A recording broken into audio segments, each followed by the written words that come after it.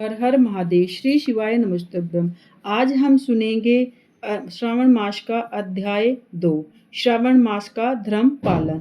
कल हमने अध्याय 1 सुना था। आज करते हैं अध्याय 2 की कथा शुरू।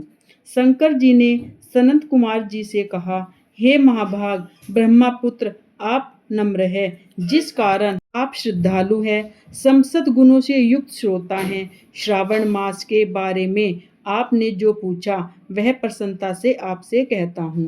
हे तात, मैं आपसे कहूँगा, एकाग्र मन होकर सुनो।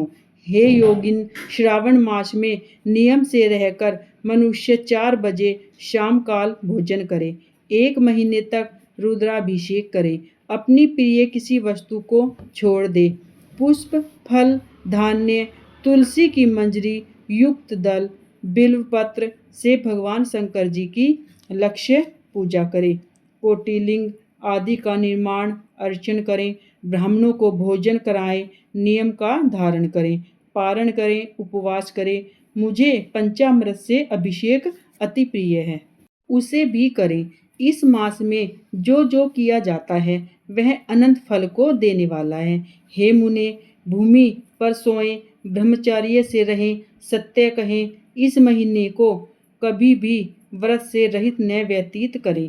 प्रातः स्नान करें, इंद्रियों को वश में रखें, एकाग्र मन हो, नित्य पूजा करें। इस महीने में मंत्रों का उच्चारण भी उत्तम सिद्ध देने वाला है। षडाक्षर शिव मंत्र और गायत्री मंत्र का जप करें, प्रदक्षिणा नमस्कार तथा वेद पाठ करें। जो संध है और तप वंचित फल देने वाला है, पुरुष सूक्त जपे तो अधिक फल देने वाला है। ग्रह यज्ञ, कोटि होम, लक्ष्य होम तथा अयुत होम करने पर शीघ्र फल मिलता है और इच्छित फल देने वाला होता है। जो इस महीने में एक दिन भी व्रत नियम से रहित व्यतीत करता है वह महाप्रलय तक घोर नरक में जाता है।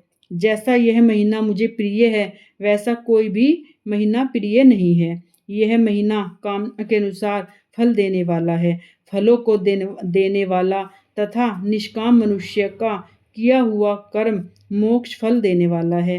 हे सतम, उस समय में जो धर्म कहे गए हैं उनको मुझसे सुनो। रविवार को सूर्य का व्रत, सोमवार को मेरी पूजा का भोजन करें।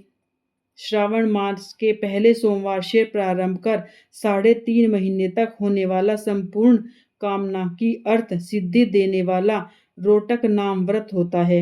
मंगलवार के दिन मंगला गौरी का व्रत होता है, बुधवार को बुध का व्रत होता है, बृहस्पतिवार को बृहस्पति का व्रत होता है, शुक्रवार को जीविंतिका देवी का व्रत होता है, हनुमान तथा नरसिंह का व्रत शनिवार को व्रत कहा गया है। हे मुने, अब तिथियों में होने वाले व्रतों को सुनो।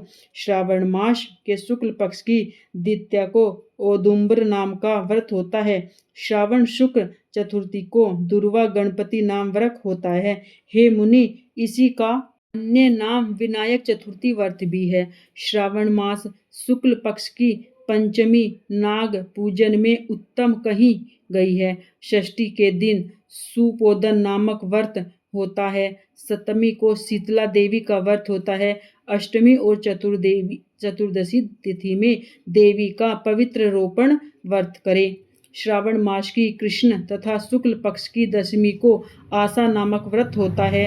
कोई मनुष्य इस महीने की दोनों पक्ष की एकादशी को आशा व्रत को होना मानते हैं। श्रावण शुक्ल पक्ष की द्वादशी को भगवान हरि का पवित्रारोपण करना कहा है, अतः द्वादशी को भगवान हरि का श्रीधर नाम से अर्चन उत्तम गति प्राप्त कराता है। श्रावण मास शुक्ल पक्ष पूर्णिमा को उज्जैन उपाकर्म सभादीप, उपाकर्म की सभा में रक्षाबंधन, श्रावणी करम, सत बलि तथा हयग्रीव नामक भगवान विष्णु का अवतार कहा है।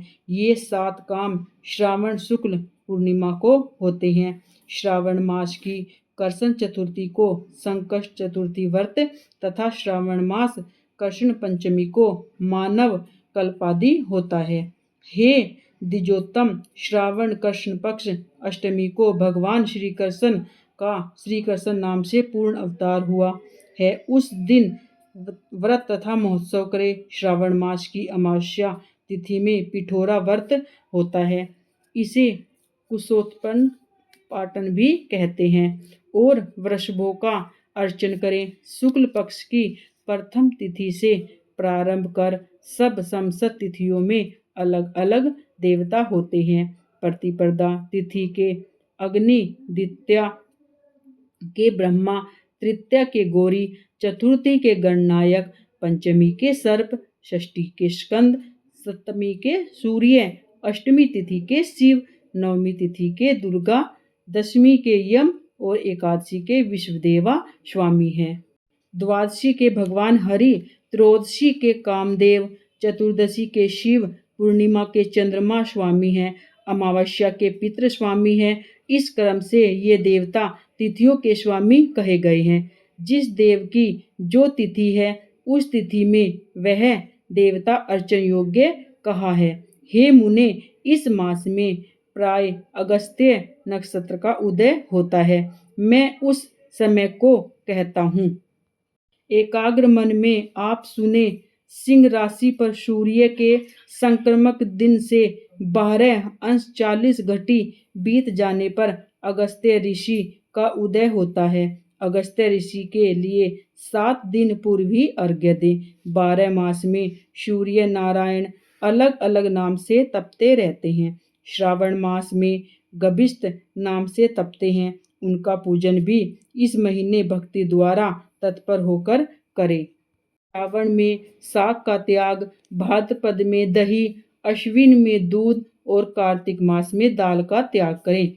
हे मानद, यह आपसे मैंने अति संक्षेप से उपदेश किया है। हे मुनिश्रेष्ठ, इस मास में होने वाले व्रत और धर्मों को सविस्तार रूप से वर्णन कोई 100 वर्षों में भी नहीं कर सकता है। मेरे प्रीत्यर्थ या भगवान हरि के प्रीत्यर्थ संपूर्ण व्रत करें। परमार्थ रूप से विचार करने पर मेरे तथा हरि में कोई भी कुछ भेद नहीं है। जो प्राणी इसमें भेद की कल्पना करते हैं वे नरकगामी होते हैं।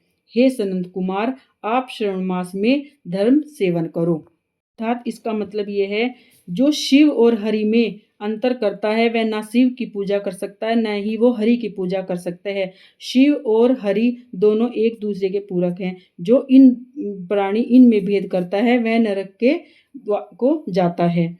आज अध्याय 2 संपूर्ण हुआ है। आपको कथा अच्छी लगी है तो आप चैनल को सब्सक्राइब करें, लाइक करें, शेयर करें और कमेंट में हर हर महादेव अवश्य लिखें।